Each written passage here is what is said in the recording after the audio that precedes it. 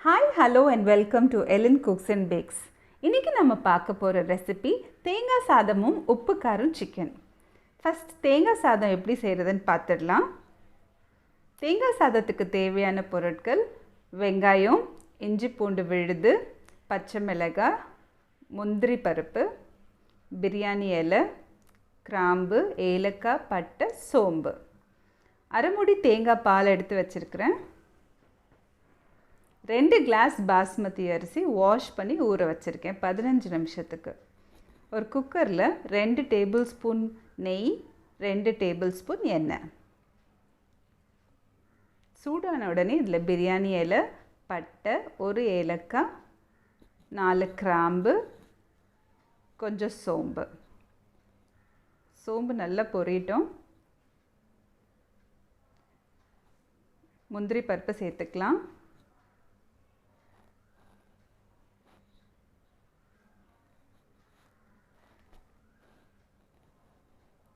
நாலுலேருந்து 5 பச்சை மிளகாய் ஸ்லிட் பண்ணி போடலாம்.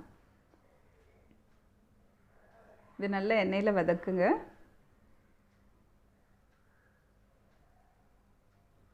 மூணு பெரிய வெங்காயம், பொடியாக நறுக்கின வெங்காயம் நான் இதில் ஆட் பண்ணுறேன். வெங்காயம் இதோடு சேர்ந்து எண்ணெயில் நல்லா வதங்கட்டும்.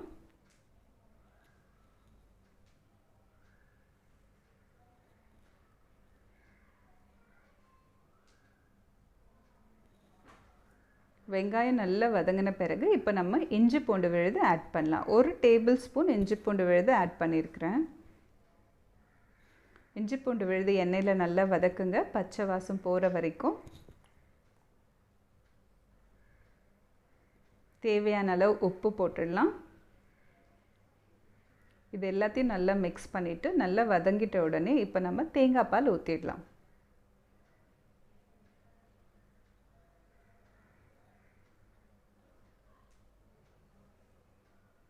தேங்காய் பால் நல்லா கொதித்த உடனே நம்ம ஊற வச்சுருக்கிற பாஸ்மதி அரிசி இப்போ இதில் நம்ம போடலாம். நான் முதலே சொன்ன மாதிரி 1 கிளாஸ் அரிசிக்கு 1.5 கப் தண்ணி அளவு.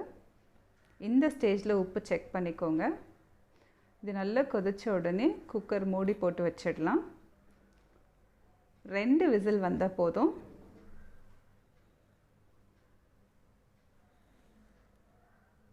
விசில் வந்துருச்சு.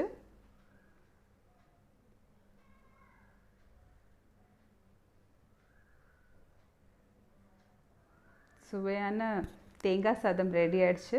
பாருங்கள், நல்ல ஒரு வாசம் வருது. தேங்காய் சாதம் சூப்பராக ரெடி ஆகிருக்கு. ஒன்றோட ஒன்று ஒட்டலை, அரிசி உதிரியாக நல்லா சூப்பராக ரெடி ஆகிருக்கு.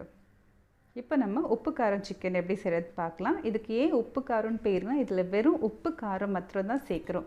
1/2 கிலோ சிக்கன் வாஷ் பண்ணி வச்சுருக்கேன். இதில் நம்ம 2 டீஸ்பூன் மிளகாய்த்தூள், மஞ்சள் தூள் 1/4 டீஸ்பூன், 1 டீஸ்பூன் மிளகுத்தூள், 1 டீஸ்பூன் சீரகத்தூள், உப்பு தேவையான அளவுக்கு, 1 டேபிள் ஸ்பூன் இஞ்சி பூண்டு விழுது, அரை எலுமிச்சம் பழத்தோட சாறு, 1/4 கப் தயிர். இதை போட்டு நல்லா மிக்ஸ் பண்ணிடலாம். 1/2 மணி நேரம் இது ஊறட்டும். 1/2 மணி நேரம் மேரினேட் ஆன பிறகு சிக்கன் நல்லா சாஃப்டாக இருக்குது. ஒரு பேனில் எண்ணெய் விட்டு அதில் 5லேருந்து 6 சின்ன வெங்காயம் போட்டு வதக்கிடலாம். இந்த கறிக்கு வேறு எந்த மசாலாவும் நம்ம ஆட் பண்ண போகிறதில்ல. எல்லா மசாலாவும் சிக்கனில் போட்டு நம்ம ஊற வச்சுருக்கோம். ஸோ வெறும் வெங்காயமும் கருவேப்பிலையும் போட்டு நல்லா வதங்கட்டும்.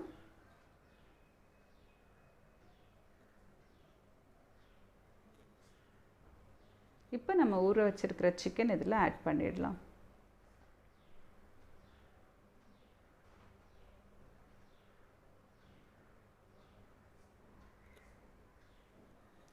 அவ்வளோதான், வேறு எதுவும் இதில் ஆட் பண்ணாமல் இதை அப்படியே மிக்ஸ் பண்ணுங்கள். தேவையாக இருந்தால் பாதி கிளாஸ் தண்ணி இதில் ஊற்றி இதை அப்பப்போ கிளறி விடலாம்.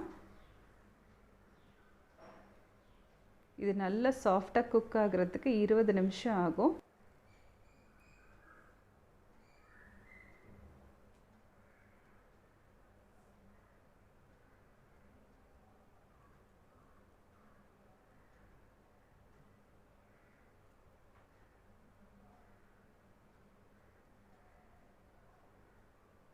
இது மூடி போட்டு வச்சிடலாம். மூடி போட்டு அப்பப்போ இடையில கலரி விடுங்க, அடி பிடிக்காமல் இருக்கிறதுக்கு. 15லேருந்து 20 நிமிஷத்துக்குள்ளே சிக்கன் நல்லா வெந்துடும், தண்ணியெல்லாம் இறங்கிடும். சிக்கன் சாஃப்டாக வெந்திருக்கு. இப்போது இன்னும் கூட ஒரு 5 மினிட்ஸ் நம்ம குக் பண்ணலாம் மூடி போட்டு. 5 நிமிஷம் கழித்து பாருங்கள், கிரேவி ரெடியாக இருக்குது. நல்ல எண்ணெய் பிரிஞ்சு வந்திருக்கு சைட்ஸில். இந்த ஸ்டேஜில் பொடியாக நறுக்கின கொத்தமல்லி இலை மேலே போட்டுடலாம். ஸ்டவ் ஆஃப் பண்ணிடலாம். இப்போ நம்மளோட உப்பு காரம் சிக்கன் சூப்பராக ரெடி ஆகிடுச்சு.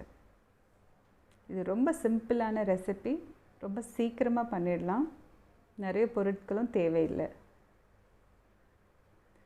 தேங்காய் சாதத்தோடு உப்பு காரம் சிக்கன் ஒரு சூப்பரான காம்பினேஷன்.